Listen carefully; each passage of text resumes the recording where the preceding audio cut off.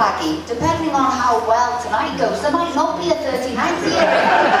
If this is a sort of treat, you would think, it goes down well, but there you go. But obviously you know them well. You've been with them for 38 years, so you know, you take the highs and lows. But not to be outdone, next to them, Barry and Maureen, not the anniversary tonight, but this year, they've been together 51 years.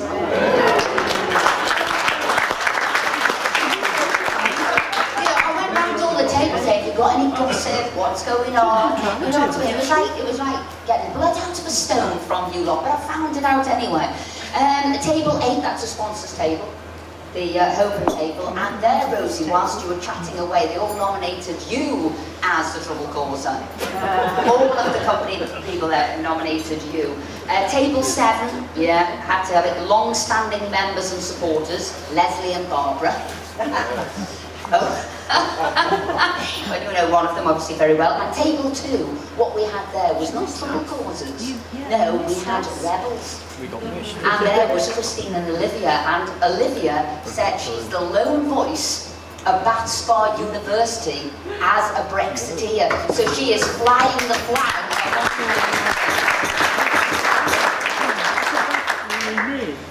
So here we are. Yes, it's unpredictable. I like to call it the highs and lows of politics, and then I couldn't think of too many highs.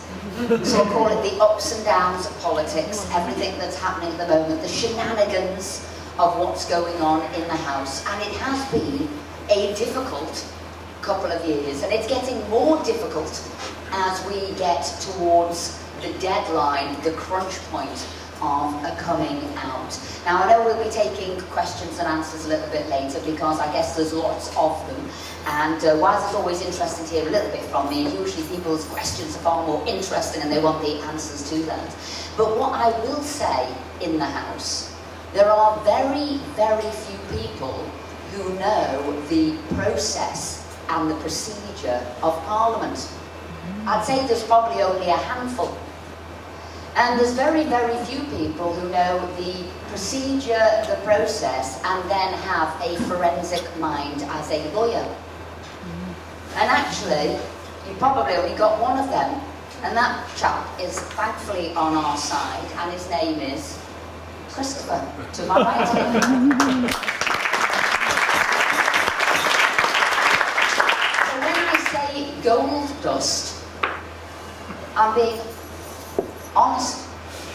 And unfortunately, if only our party had have reached out to Christopher and maybe a couple of others, unfortunately I think it's because they're Brexiteers, they didn't reach out to them. Christopher and Jacob Rees-Mogg, and I will also say Philip Davis there as well, that we're in this painful situation that we are. And I will call it a shambles as we lurch from one vote to another, as we live day to day, as we don't know what's necessarily happening in the House. Some of it is because 75% of the MPs in the House either voted to remain or campaigned to remain, so they just don't want to leave. And part of this shenanigans and constant voting is because they're trying to do everything but leave. So they're thinking, how do we stay here? What ways can we do? And unfortunately in the House, most people don't know what's a binding motion and what isn't. What is a motion, what's a neutral motion? They don't know what is the hierarchy of law, so is it a motion, is it a statute, is it a treaty? And then when the papers actually then report on it, kind of they don't know what's going on either. And they don't know how Parliament works. And in between all of the real stuff that is going on, which is Brexit, they'll occasionally, government, have to drop a couple of other pieces of legislation that they think, crikey, let's just get this down. Let's just have a little bit of good news and let's just have a piece of law come through. Now, I don't know if it's because Chris is a lawyer. I don't know if it's because he understands hundreds of years of Parliament procedure. He will be the person to say that isn't right. You cannot pass law. You cannot be a lawmaker seriously and nod everything through. The whole thing about Parliament is scrutiny of law. But unfortunately at the moment, which we've never seen before, to give a bit of sometimes light in between the Brexit, they'll throw in a little bit of an act, not knowing the consequences. And yes, Chris has stood up and said no. No, because you don't bring a law in without knowing what it's about. That's right. That's right. I have to say, this is why people from the outside at the moment say, what are all you lawmakers doing? They say, you're not reflecting us, you don't speak to us. We only gave you one big thing to do, to be fair. We've been waiting 43 years to do it, to be fair. We gave you a decisive and clear answer in 2016. Oh, we'd had Project Fear. We had Project Smear. We've had Project Hysteria. We all knew all the things that could go wrong, and they haven't, but we voted to leave, crack on, and deliver, and you're not. So I'll say there's a key word now, and I think it is trust between the public and politicians. And if we do not deliver this, trust will be broken, irreparably broken. And people ask me, what do you think will happen? Well, I don't know, I don't have a crystal ball. But what I do know is, it is not going to be pretty. It is not going to be seemly. It is probably going to be very un-British. Because we haven't delivered what we promised we'd do. And that is something to me which is breaking my heart in the House, that we're not doing what we were there to do. We're all public servants, we all go in with various expertises, but we're all public servants at the end of the day. And we have to do this. So when people say, what gets you up in the morning, because it's pretty depressing in there and there's lots going on, I say, I'll tell you what it is. I serve quite happily on knowing what I'm standing for is what the majority of the people in this country voted for. So I'm surfing high on your vote. So I'm happy. I can sleep overnight because I know I'm doing the right thing. And that's what most MPs now have to understand. You've got an opinion, I get that. But actually, you've now got to listen to what other people said and deliver it.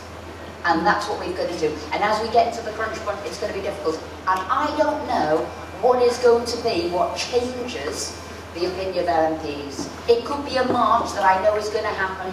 It's going to take 2 weeks, and it's going to go from Sunderland right the way through the country of Brexiteers saying, listen, wake up, we want Brexit. I don't know if it's going to be that. I don't know if it's going to be because you're going to extend Article 50, and with extending Article 50, somebody's now taking a court case to say we have to be in those European elections. We could go in there, Brexit Party could go in there and do some there. I don't know, but it will happen. But what I will end on, really positive news. In 2016, they said these things. They said unemployment would fall off a cliff. It would be 500,000 fewer by 2018. Can I tell you what's happened? It keeps going on. Highest rates ever of employment. 1,000 people a day, each and every day from 2010, are now in a job. A record rate, so that didn't happen. Can I tell you there's more jobs being created in 2010 in this country than in France, in Spain, in Ireland, in Norway, in the Netherlands, in Sweden. That's how many jobs we've created in the UK. So rubbish to everybody who tells you that. And then I wrote a list of things down today of what's been happening. Despite Brexit, it's called. So despite Brexit, real wages have risen. We've talked about the employment figures. Growth in manufacturing sector has outgrown the rest of the EU.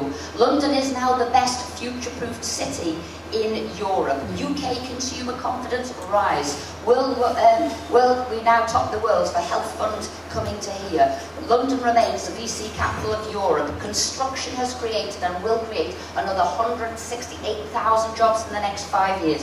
What I am saying, this collapse has not happened. We did the right thing. We voted the right way. We are Brexiteers. We should be proud. And I'm going to toast all of you for doing the right goddamn thing.